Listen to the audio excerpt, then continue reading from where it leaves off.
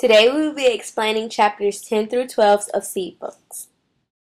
In chapter 10 of Seed Folks by Paul Fleshman, we meet the character Nora, who is an older British nurse who takes care of Mr. Miles, who had a stroke up the street.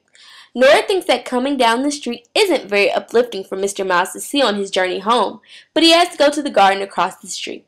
She always brings him back to the garden to watch the plants grow. So, one day she brings gardening tools and takes him to plant flowers and watches their plants sprout and blossom. She's contributed to the neighborhood because she has created a second home for Mr. Miles full of suspense and has given him a place where he can get to know other gardeners in the community. The theme of the chapter is to never doubt something because one day it might become a special place for someone. Two of her quotes were, "We mustn't stop living before our time," and "Yet we were all subject to the same neighborhood, the same weather and pests, and the same parental emotion towards our plants."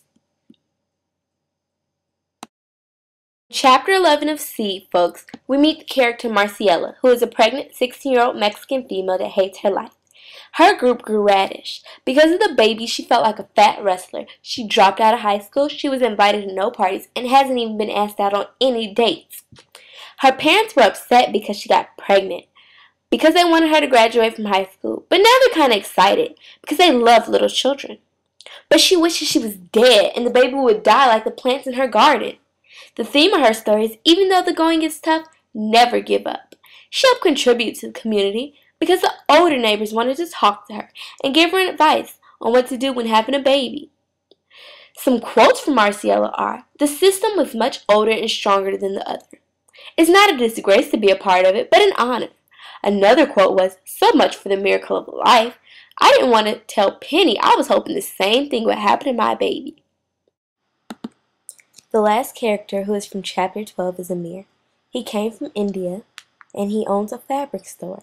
He thinks Americans only care about themselves, and he feels his eggplant gave everyone an excuse to talk to each other.